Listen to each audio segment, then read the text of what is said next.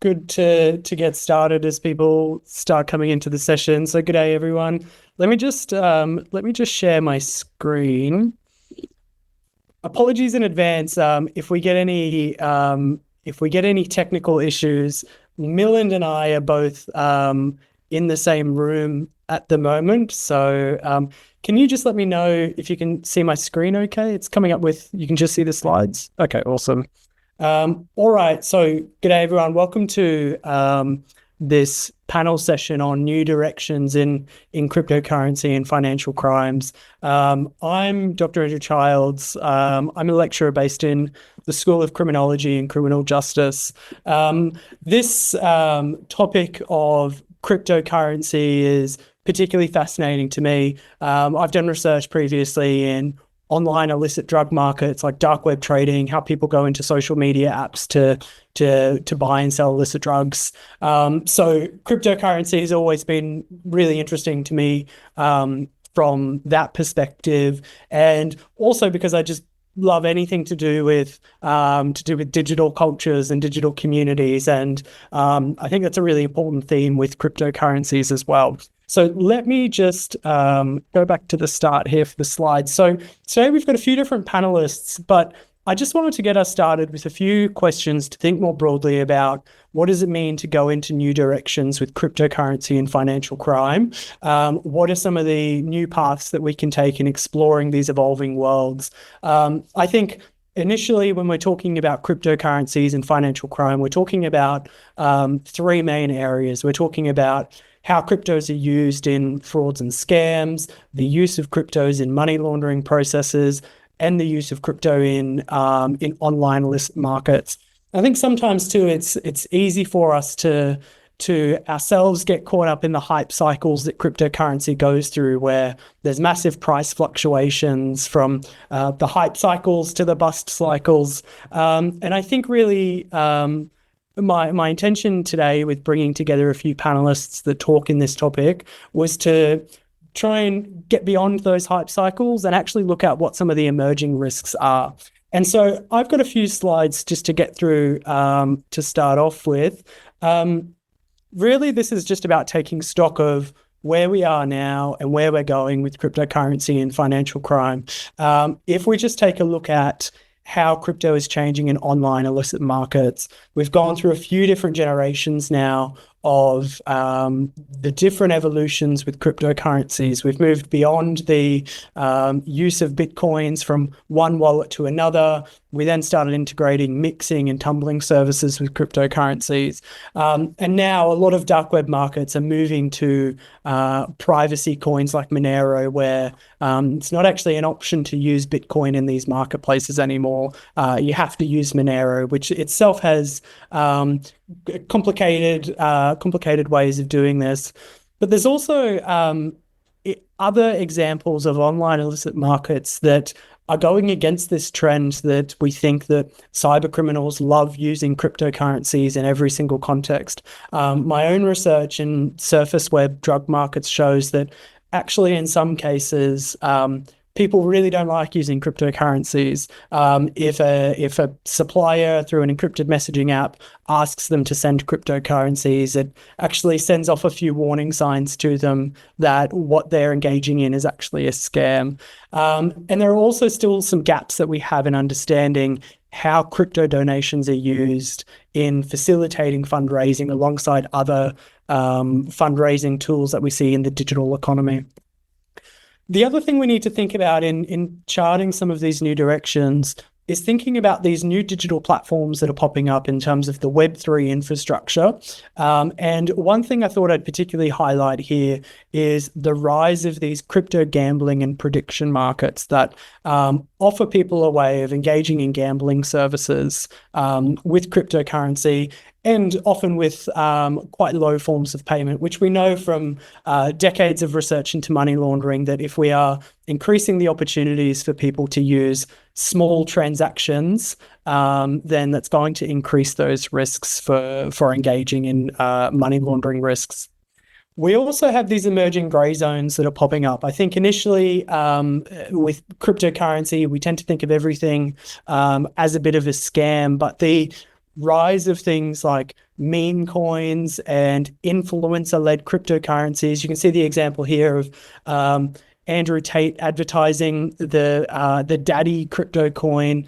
An example here of the YouTuber Ice Poseidon, who openly admitted to a $750,000 rug pull of his community members, but still gets 10,000 people watching him. So it's this strange gray zone that we exist in right now, and it raises a lot of consumer questions about consumer protections in these markets as well.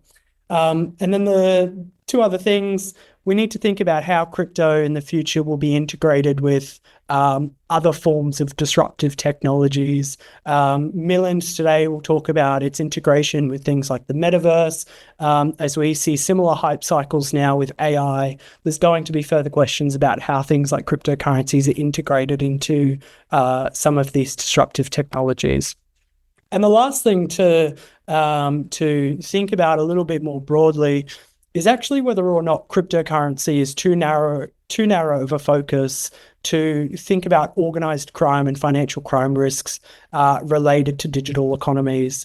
If we extend this idea of what a digital asset is and what some of the risks are with digital assets, what it actually means is that we can then open up the scope for thinking about a range of different risks, thinking about how online video games offering in-game currencies and tradable character skins open the doors to money laundering, the ways that customer rewards points can be traded between people, or that accounts can be sold between people. So I just thought I'd pose a few questions there to open up this session on new directions in cryptocurrency and financial crime. My aim was to highlight as much as possible the three fabulous panel members that there are today that are doing work in this space that will give short presentations, and then we'll open it up to questions. So coming up first will be Lin. Leo, if you wanted to share your slides while I'll start introducing you. Leo is a senior lecturer at the School of Policing Studies at Sturt University, Australia, and the Director of Research and Policy at the Institute for Asian Crime and Security, USA. Before joining Sturt University, he was an assistant professor of criminal justice and security management at Mingchuan University and an adjunct professor at Central Police University, Taiwan. He also served as a visiting lecturer at the University of Malaya, Malaysia, and an affiliated lecturer at the University of Glasgow, UK. Leo, I'll let you take it from here in sharing your research on cryptocurrency crimes, the Chinese market, and South Asia. Thank you. Thank you very much, Andrew, for your introduction and very good, like a nice opening regarding our panel today. So in my presentation, I will talk about like cryptocurrency crimes, the Chinese market, and the Southeast Asia.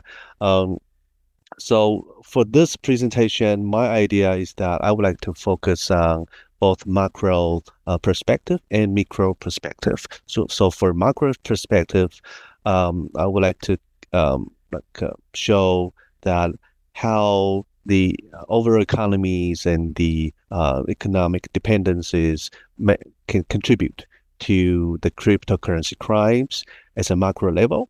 And for the micro level, how criminals, they see this as a tool to utilize and to use as a means to conduct their illicit activities.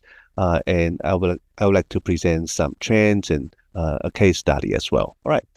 First of all, I would like to acknowledge of the country. We acknowledge the traditional custodians of this land and pay our respect to elderlies past and present. And we acknowledge that this land was, and always will be traditional Aboriginal land. All right. As you can see, this is my outline.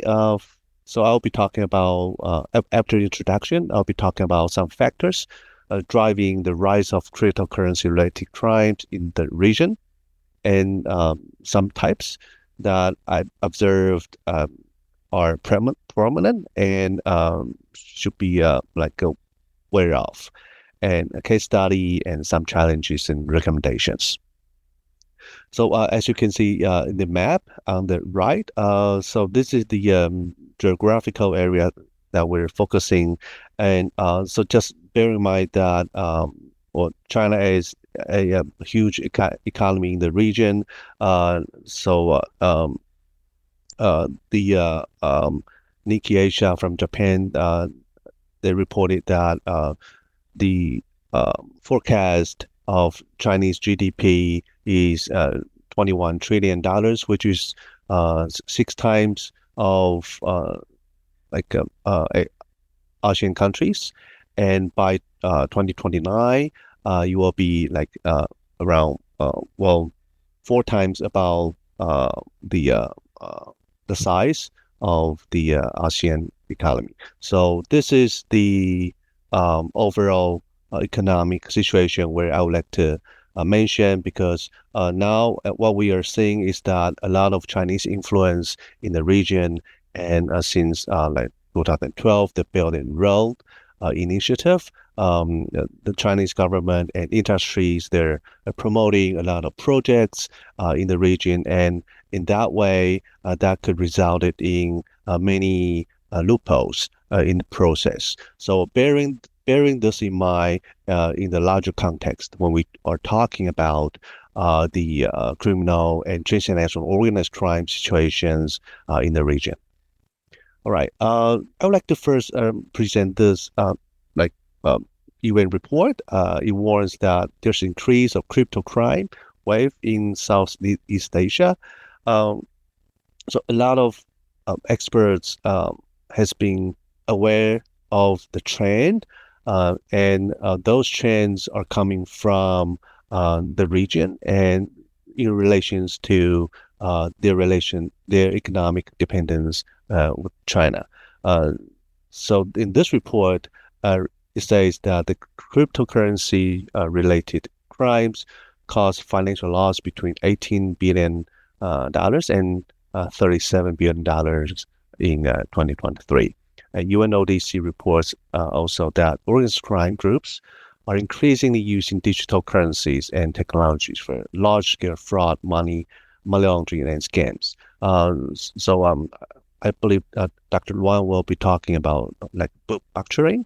This is one of the rampant type of crimes that we're seeing, and which can be very large scale, and that operates cross-border.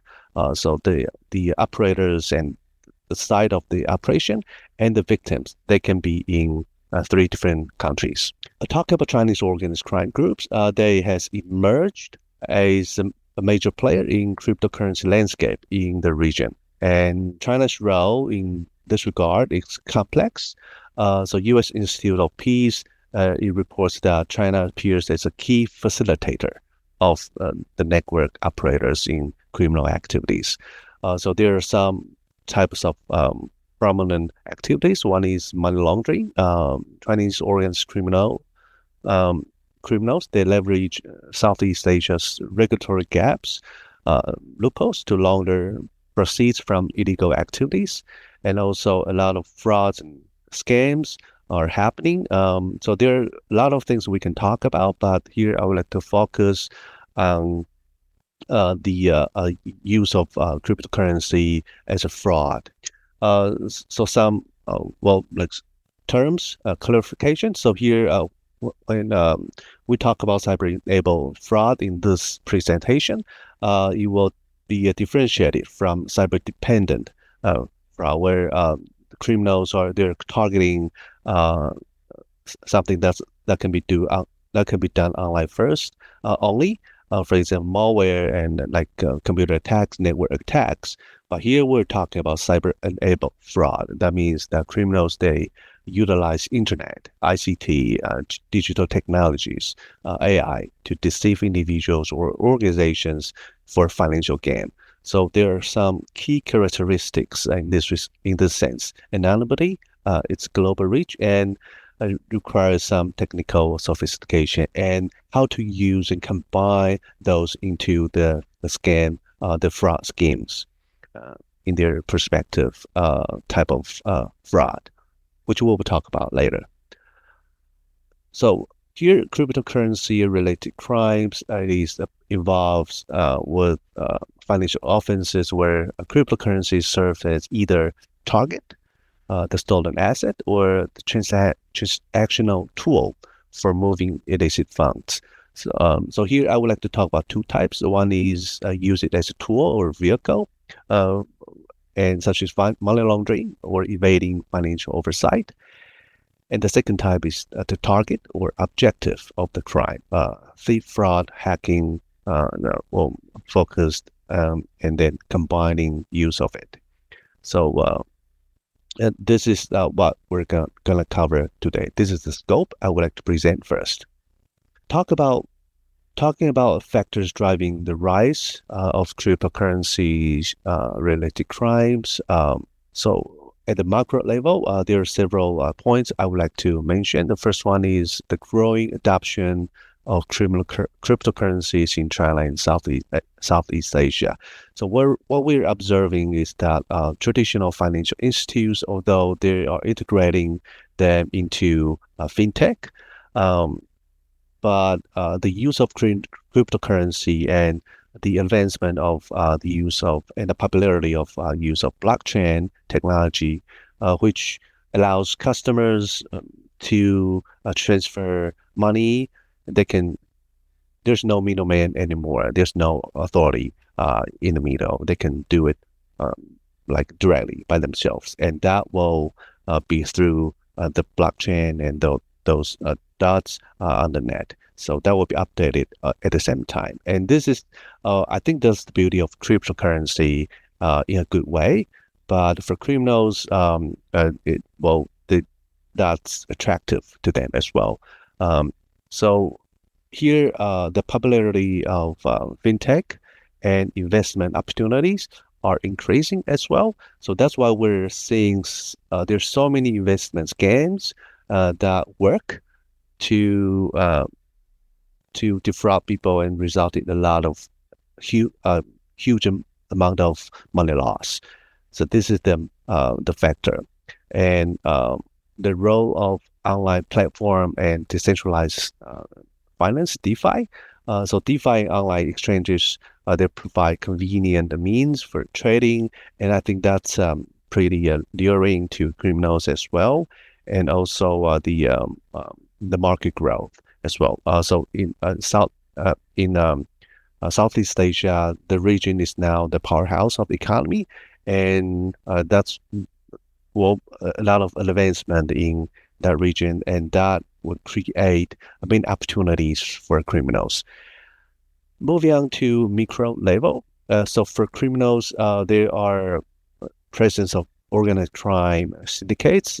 So here we would like to talk about the link to China, triads in Southeast Asia, especially tying into certain countries. They are influential. They like briberies and like connections to the government. It's very strong. That in that sense, they provide protection for their illicit activities, and cryptocurrency can be a very good tool for money laundering for them if everything goes right. So the use of generative AI for fraud is another factor. So in the previous panel, we talked about AI technology, deepfake, and that can be used as one of the tool to disguise and to add the point to the trust to the victims. And this is a pretty popular, especially in big botchering scam. That would be like a more rampant in the future. That could be. And that creates enforcement challenges as well, which I won't talk too much about that. So there are some types of cryptocurrency-related crimes in the region. I would like to mention some. So the first one is scams. So pig butchering, like fatten up victims. This is a very serious problem right now, and that can easily combine with human trafficking, like type of crime. And also traditional Ponzi schemes and romance scams. Those are continuing to be used by criminals, and also employment scams.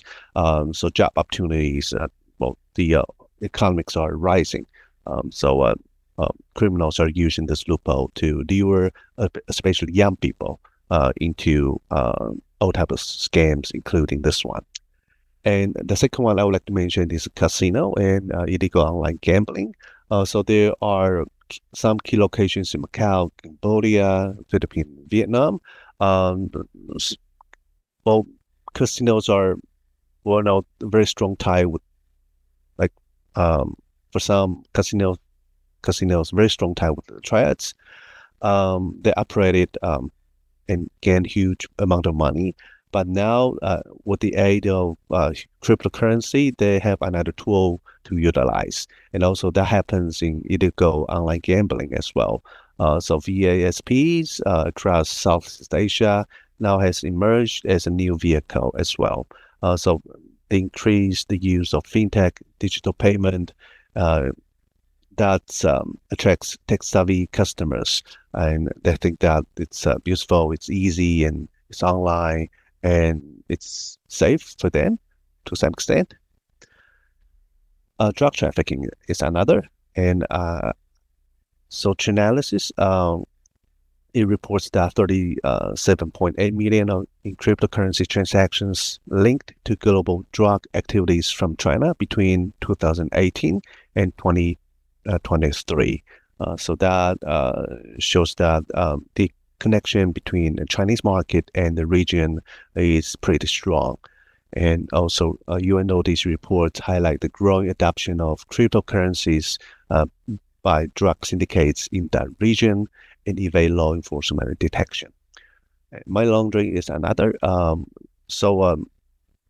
feature of cryptocurrency is that we know the transaction, but what we don't know is who is with the actual identity linking to that transaction. We could know, but with the mixer and tumblers, it is just adding more difficulties for law enforcement to really gain a big picture and to really link the money flow back to the criminal case. And this is one of the challenges. So I won't use too much time on this. The one case study, so Huan guarantee. This is one of the, I think that's one of the iconic cases that can be presented. So what is Huan guarantee? A very quick, that's a Cambodian Chinese platform linked to a conglomerate with ties to the ruling family. And so it is described as the multi-billion-dollar marketplace for online scammers. And that facilitate transactions, primarily used Tether stable coin alongside with other payment methods. So the scale of operation is huge, over $11 billion in transaction since its establishment in 2021, and with 3.4 billion in 2023. So it functions as a deposit and escrow service for peer-to-peer transactions. So that's mainly targeting cyber scam operators. So as we can see, from 2021 to Q2 24, the overall trend is increasing, and well, that means they're doing pretty good business. But for scammers, the Way One Guarantee provide various, it's a marketplace, a very scammer related service. So one is money laundering. They accept scam proceeds and convert them into other assets. The second one is technology and software. They develop of scam investment website, apps, and tools. I think that's the one of the main vehicles that they would like the victims to use for communication, and that's the transition before the money actually wired over. So the equipment for control, they offer products like GPS, shackles, and electric batons for use in scam compounds that locates in several areas in some Asian countries. All right. So as I mentioned, human trafficking issue is combining with this butchering, online scam, and then in the individuals, and they use various tactics, and they took the passport and they beaten up the victims, forced them to work every day, and that's an unhuman situation, but that's how they work. Well, some of my not my personal friend, but my friend's friend, he were he, he was delivered to Cambodia to do scam, but he was the victim. He got beaten up, but luckily he ran out of the camp eventually. So this is not something that we see on the news. It can be happen to someone we may know about. All right, in this slide, it shows the merchants offering web development of cryptocurrency investment sites, and of the types used in pickpocketing scam. And that's on the left, and in the middle, personal data around the world were targeting by scammers. And on the right, AI technology is taking place. So they change their faces and use the software to gain trust from the victims. And here is a conversation between Wave1 guarantee and the user. So the user asks for help laundering $2 million from a quick kill scam, and that's a representative of the company they respond and clarify their service. Okay, I'll wrap up soon. So implications for the global implications. Well, it's a global impact, and that case is a significant one, and that I think that's a kind of wake up call for some government. We should really strengthen the law enforcement, the regulatory measures, and even legislations in response to this development.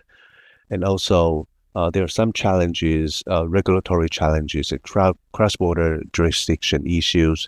I believe that people in this room are all aware of this. So I just skip it. Some considerations and conclusions. So criminals will very likely increasingly use AI and other technologies to evade detection, and DeFi and fintech that also creates risks for customers, for organizations, and in that way we have to have well-rounded regulations and increased collaborations among different countries. So this is cross-border crime in nature, but in practice there are many difficulties in with regard to international law enforcement cooperation. So this is something we have to be aware of. All right, I think this is the end of my presentation. I welcome to our discussion at the end, and thank you for listening. Thank you. Awesome. Thanks, Leo. Yeah, what we'll do is we'll go through all the presenters, and then we'll have some time for questions at the end. So any audience members, feel free to pop a question in the chat and we can get to that at the end. Thanks, Leo. Next up, my colleague from Griffith, Hai Long. Hai is a lecturer in criminology at the School of Criminology and Criminal Justice at Griffith. He's also a senior researcher and chair of the Asian Drug Crime Research Committee at the Institute for Asian Crime and Security in the US. Dr. Long has a Bachelor of Law in Criminal Investigation and has spent 20 years researching and teaching in police institutions across the mainland Southeast Asian region, particularly in Vietnam. His interests include cybercrime, policing and cybersecurity, drug trafficking, migrant smuggling, human trafficking, and police training. Hi, feel free to get started and share your screen whenever you're ready. All right, thank you so much. Yeah, thank you again, Dr. Lin, as a kick off with the subject quite similar and clashing with my topic regarding to the scam, butchering operation and money laundering in cryptocurrency. But for a little bit narrow area, I want to use a case study from the Vietnam. in the comparison with the Southeast Asia region. In order to look for a little bit specific and detail about the modus operandi and how the structure and operation big butchering compound in the Cambodia and in Vietnam, how they launder the dirty money in the cryptocurrency context. It is some is my main focusing on this presentation. But be aware, it's still an ongoing project, and very briefly information in around the 15 minutes presentation, and very welcome the Q&A later. Yeah, again, with the big butchering scam, you can hurt a lot, maybe a little bit headache during 2 last years, particularly booming after during and post COVID pandemic period. Particularly in Southeast Asia, so where you see a lot of compound in Cambodia, for example, and Laos, in around the Golden Triangle region, where you see it's lawless, with the increasingly concerned about the nexus of the transnational organized crime, TOC, and the scam and human trafficking, and also including with the scam animal fraud. I borrow is a very interesting image from the big butchering. What it is? It is a very simple one online, the scam that use fake online persons to trick victim into the fraudulent investment. That is a big butchering for very general. And here is the Sour Grapes big butchering organization. Very briefly, thanks some of my colleagues to visualize this very detailed the network. You can see at least 2 sides from the China back office and Cambodia front office. Most 90% is a case study we collect from Southeast Asia. We found out it's the Chinese criminal gangs who are behind the scene. It's very hard for torture them and almost arrest and seize, and also the rescue from law enforcement, both local authority from Cambodia or the neighbor law enforcement agency like Vietnam, Philippines, Laos. They not only arrest with some is very basic or lower level in this organization. Very rare to catch up. It's a high ranking, we call it a big boss, almost a Chinese criminal behind the scene. And they set up very clearly with the COLs from the China side, and the side manage most of them in Cambodia. And we organize with the faces scam and a lot of the K-bot who are the share chat account. And of course, the same the Dr. Lin sharing before is money laundering combined with the I-team. They create a lot of crypto wallets, and they also set up the web servers. And of course, last but not least, they use a lot of the apps, disruption at the service to access the system. Here is the again, I also sharing previous the panel couple minutes ago. It is very basic, the big butchering. In the Chinese language, they call the Shajunpan, the script. We separate step by step with the very basic 6 steps. Firstly, initial contact. We use the social engineering platform. For example, it's the Facebook, Twitter, or Telegram, and Weibo in China, Yalo in Vietnam, and WhatsApp in even those in US, to contacting with the potential victim. Building the trust is very important, and the key points regarding to the setup relation among of them. Establish a personal connection and level of trust, no matter how small. And they talk via Telegram or WhatsApp. Try to contract, and they raise and introduce some crypto scam and talk about the successful investment. Of course, they offer some tips, show the apps use, build target confident. I will talk a little bit more detail in the case study in the Vietnam slides.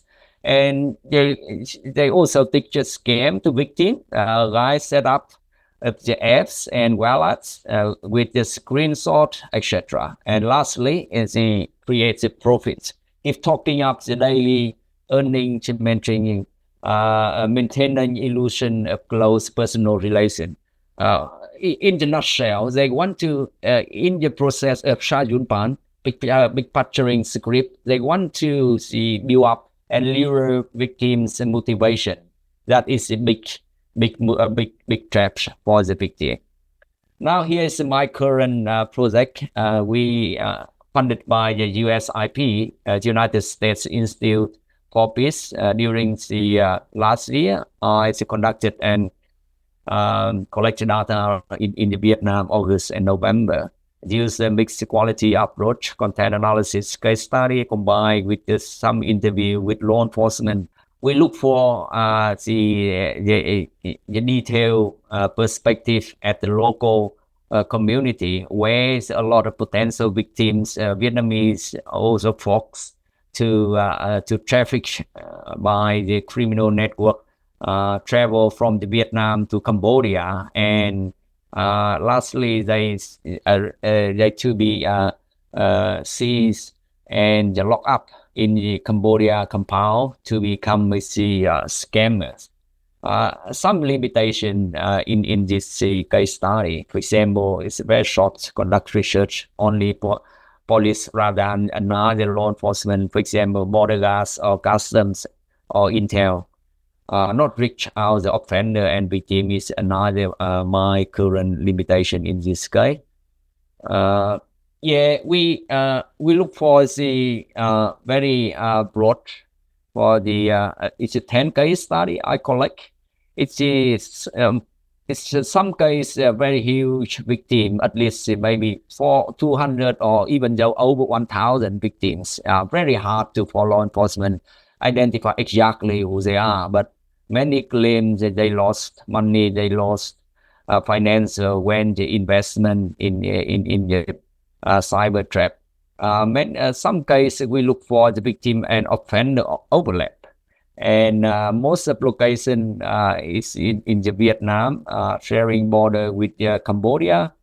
And one of the very the famous and common modus operandi, they create a lot of job advertising. It's simple job, high salary. It is a very, very good fishing hook to look for the potential victim. And regarding to offenders and accomplices, we found out individuals or the co-offenders, they collude directly or indirectly with the Chinese cyber-enabled crimes through connecting and cooperating with the Cambodia counterparts. That is very clearly all 10 case study demonstrate very stick on and cohesive connection among the Chinese criminal, always again behind the scene, but they instruct step by step for their accomplices in Cambodia. There are the different scenarios for colluding and cooperating between the Chinese gangs and their accomplices, either Cambodian or the Vietnam or both. However, no evidence confirmed that any Vietnamese offender in my 10 case study belong to the Chinese gangs. Their final target is the Shell's Vietnamese victim. In other words, as I mentioned earlier, the nexus or symbiotic relation between the human trafficking and cybercrime, now it is one of the key concerns, like Dr. Lin sharing before. All offenders have been prosecuted for different offenses under the Vietnamese law, for example, human trafficking or organizing, broking, or illegal immigration, and also extortion, etc. Regarding victim profiles under our current analysis, we look for very range from teenager to adult. Some of them came from the rural areas with the lower living expenditure, and that's why kick off it's our curious knowledge about how vulnerable groups impact or relate to the big picturing in overall. And we want to look for, it's a very narrow down case study in the Laos, Cambodia, or even though China and Vietnam. How is the vulnerable minority groups be potential victims in these big butchering compounds? And why is Vietnam target on various groups, even though they are very poor IT-based selected? That is an interesting point. In order to remind with you guys, no need IT-based knowledge. They will train by the trainer TOT when they focus to the cyber compound in Cambodia. And here, basing on our current data with the case study combined with the 12 interview with the local police folks, we build up it's one the model of the scam fox Vietnamese labor run by the Chinese cyber animal crime. Very basic one with the level 1 big boss again, as I mentioned earlier. It's very hard to touch up with the Chinese criminal affair subjects who are very rare to see occur directly on the scenes. And the level 2 is some is the managers who are maybe Chinese, Cambodia, and even though some Vietnamese guy who are before he become this network, they are also is a victim of the scam labor. That's why in the previous slide I said we found out it's the overlap between the victim offenders. And the level 4 with the supervision or leaders. Level 5 with some captains who are directly training and also the escorts hour by hours with the soldier. Level 6. In other words, they also the victims. And here is a very detailed structure. I use the case number 6. It's a very complicated case study. And yes, it's a structure. It's quite broad, but we use the Microsoft tools divide the case as person by person. As you can see, with the level 1 is a big bot. It's a Chinese. They also control with managers and with the supervisor. Under this second level, you can see they separate with the one by one. So who are the recruitment, who are the design, the script, who are the test for the those scammer before they run directly on the cyberspace. And a lot of the people belong to the TOT group, trainer or trainees. Under supervisors, they also, this case, we found out they separate with at least 3 subheadings. For example, tail shells, who are under captain control, or shells under captain control again. And in other sides, the admins team, who are, they look for the spot number 1, number 3, and so on.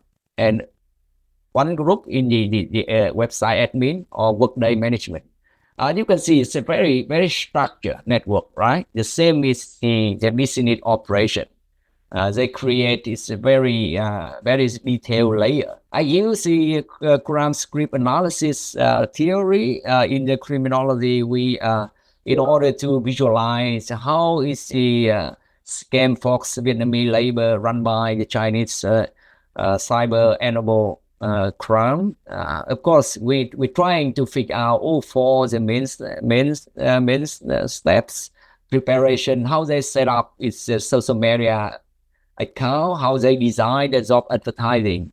If you can see in the first slide, I mentioned how they butchering script. It's the design job advertising is one of the specific methods to look for and lure victims who are want to join in your high salary but simple job. They look for the roots as well, maybe to China or maybe the Vietnam or Laos, Cambodia, and Philippines, etc. The second step we call it a pre-active. It's a very important for the integrate agreement and lock up. So both is the scammers and also they under training by TOT groups. And the third step is activity. It's a look for target. In other words, it's a potential victim on cybercrime. They use a lot of social engineering platform, as I mentioned earlier, Facebook, Twitter, or the Weibo or Yalo, and Telegram, and the exchange process. The last post-active, they use focus on cohesion, exploiting all of those scams if they not work, or who are the intention to escape. They also the fox as well. And of course, last is the escape. All right, my last slide is some policies recommendation before the handovers for my colleague, Lin. Again, I agree with Dr. Lin previous presentation. We need to set up and standard legal framework and go further bilateral or the multilateral cooperation among law enforcement agencies, and investing and improving your local policing powers, and also enhancing to information sharing. Last but not least, identify and supporting victims of scam, fox, criminal. Yeah, that is the some initial findings from our current project. Thank you for your attention. Thank you so much. Awesome. Thanks, Hai. Really, really interesting. And I've got plenty of questions, but luckily you're down the corridor from me at Griffith, so I won't occupy everyone's time with those questions. Last panel member for today is Milind. Milind is in the room as well, so we're trying to make sure that there's no echo going on. Milind is a researcher and lecturer in financial crime studies at the Australian Graduate School of Policing and Security, Sturt University. Milind has extensive experience in AML investigations related to customer due diligence, enhanced customer due diligence, and transaction monitoring, among others. And he's worked for the Big Four, KPMG, EY, and Deloitte in India and Australia. So I'll let Milind take it from here. I think it was a perfect opportunity when there were discussion going on, like new directions for cryptocurrencies. And I thought that this would be a good segue into talking about metaverse and meta crimes. Again, closely linked with cryptocurrencies and does extend into definitely a new avenue altogether. Now, when we talk about metaverse, the term metaverse was actually introduced in a 1992 novel called Snow Crash by the author Neil Stephenson. And he imagined this to be quite an immersive internet, very frictionless, supported by hardware, software, and payment mechanisms. And that's what the current vision for this metaverse is to be, to have a decentralized, immersive online platform whereby users are represented by avatars and they can engage with each other socially and economically. And this economical part is very important because the transactions that are supposedly going to be taking place within the metaverse are going to be via the use of cryptocurrencies. And I'll speak about it a bit later.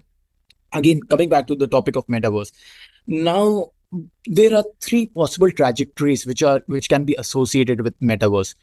Either it's going to become a specialized market catering to a specific audience and complementing the current technologies and platforms, or it can emerge out whereby there are few prominent players and then there is no interoperability between platforms. So let's say you have a Facebook, then you have a differently independent social media platform, and metaverse would exist as one of those platforms. Or the third trajectory, which is what the actual vision is, for it to be this ultimate immersive virtual environment whereby all the users can engage with each other.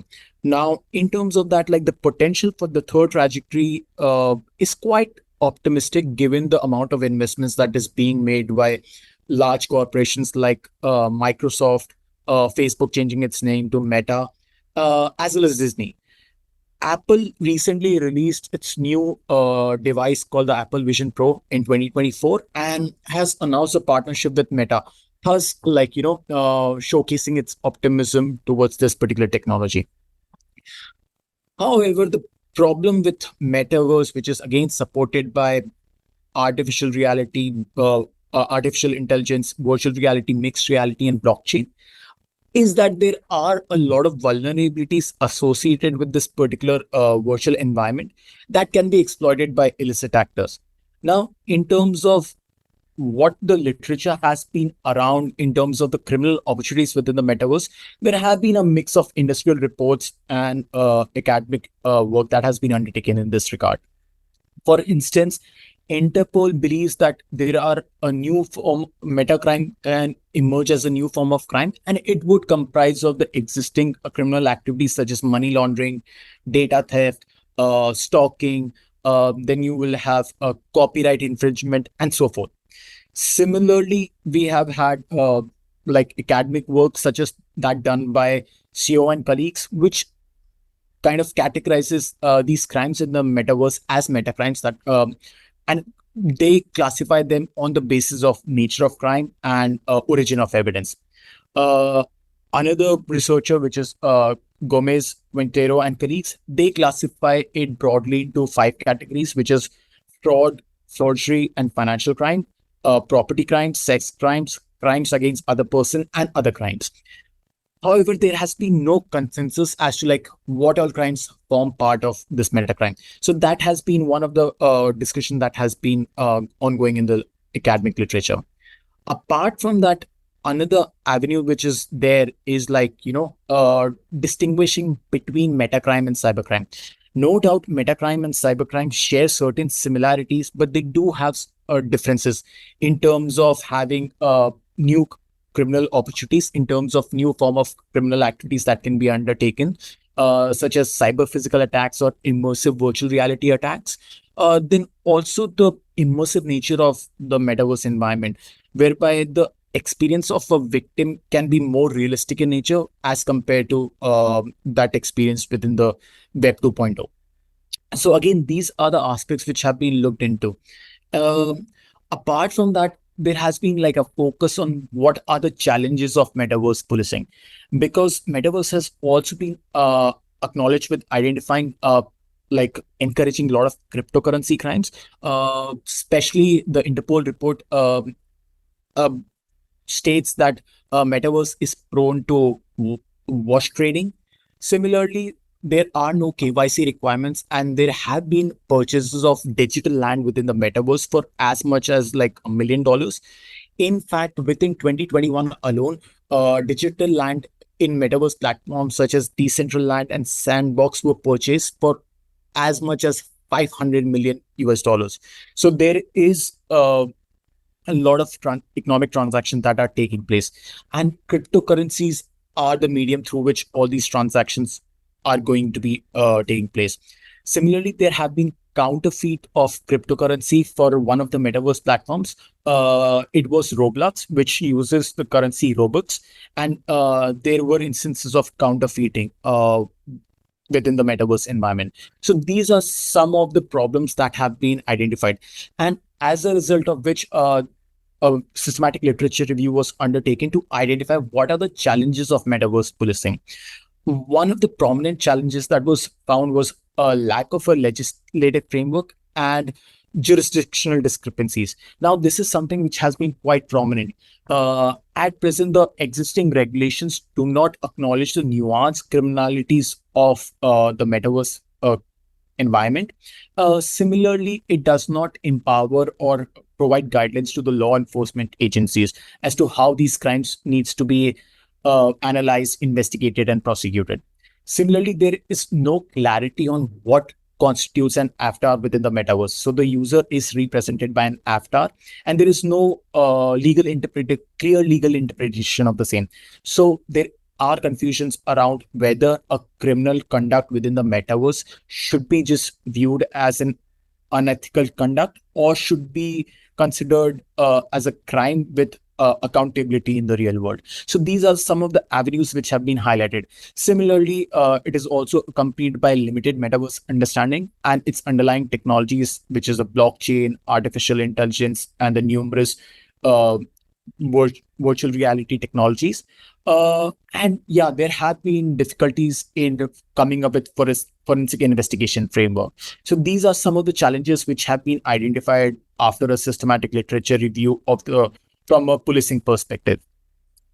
Again, when looking at like establishing a legal framework, there are a lot of issues around that, especially around like establishing avatar liability as to like who should be held accountable and what kind of interactions within the metaverse should be regulated. So that's one of the prominent aspects that has been considered. In terms of recommendations, again, to counter the increment in cryptocurrency crimes, one of the recommendations that have been outlined in the academic literature as well as industrial reports is having accounting and taxation protocols, because at present there is a discrepancy in the accounting treatment of cryptocurrencies across jurisdictions, and the problem is likely going to be exacerbated within the metaverse environment. Similarly, there is need to establish like clear guidelines around avatar governance. It needs to be clearly established whether an avatar should be treated like an entity whereby an individual is required to register information about their avatar or not. Similarly, it also needs to be considered whether an individual can have one avatar or multiple avatars, because at times they might just try to evade responsibility of a criminal conduct of their avatar by just using another avatar. It also needs to be established like what are the rights of an avatar controlled by a legal entity. Similarly, asset ownership by a human controlled avatar or that of its digital twin, there needs to be clarity around treatment of the same. So these are some of the aspects which have been outlined. And similarly, handling of there have been privacy and security concerns in terms of excessive surveillance that can be possible within the metaverse environment. So these are some of the aspects which will need to be addressed. And again, definitely there would need to be a future further research conducted into like implementation of AML and KYC regulations within the metaverse environment, given the fact that at present these regulations are absent, which might provide opportunities to launder funds by investing the illicit funds within the metaverse environment and moving the funds around. And yeah, that's pretty much in nutshell. Okay, but I'll put myself on mute and share. Okay, awesome. Thanks very much, Milind. I think a clear theme that I picked up on in all of the talks today was some of the emerging discussions around geographies, both physical and digital. I think cryptocurrencies we've seen historically, and also looking forward into new directions in crypto and financial crime or cybercrime and cybersecurity research.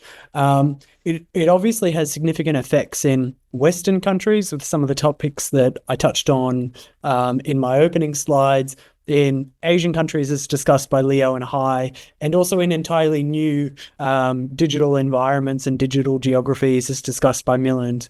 I have some questions. I'll take advantage of moderator privileges if no questions come through in the Q&A.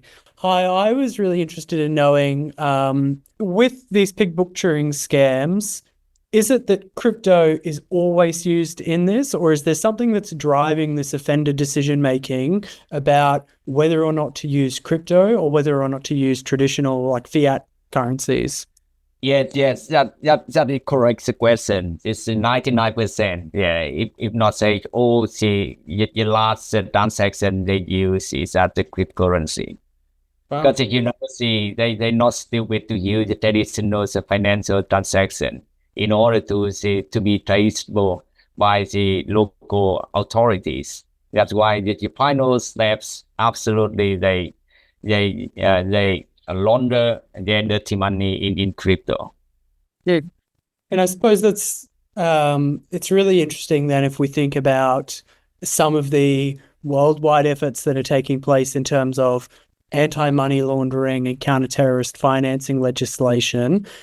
Is that something that's being brought up in this area of Southeast Asian countries in response to these pig butchering scams?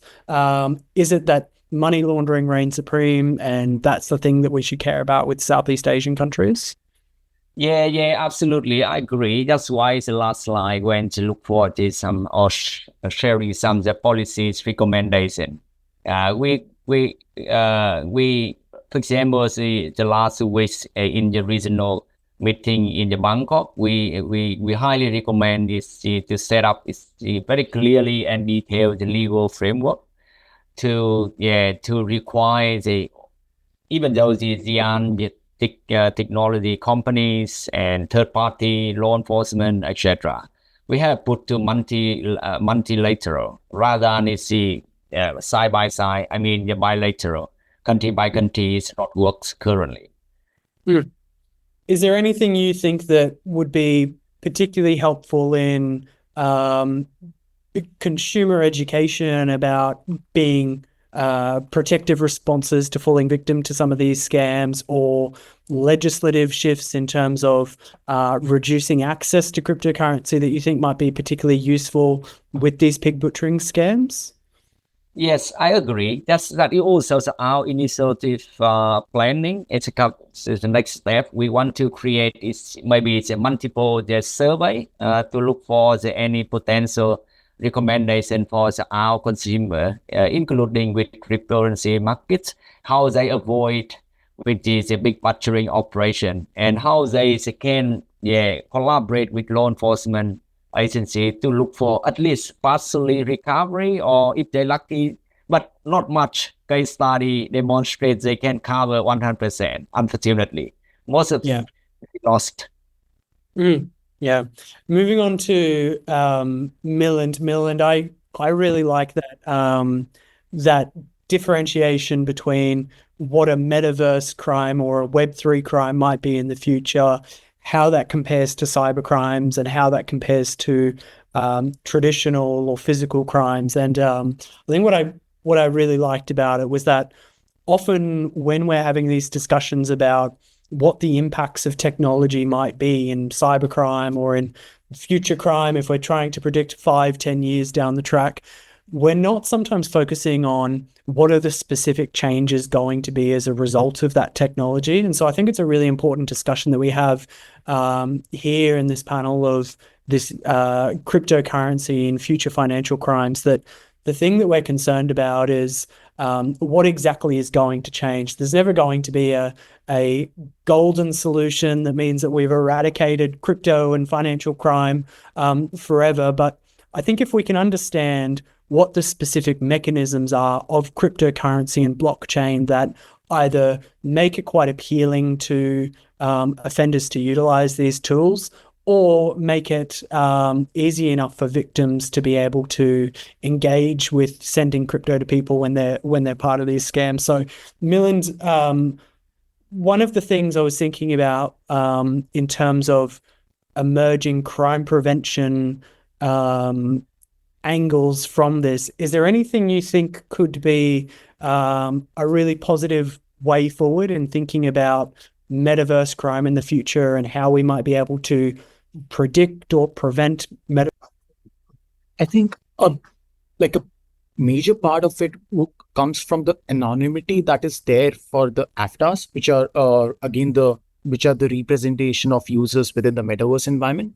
So one of the key aspects that would need to be considered to have those identification protocols, so that it's easier for a person to be identified, which at present, like, there has been no attention paid to that, especially when considering the metaverse standards which have been set up by numerous organizations and consortium thereof.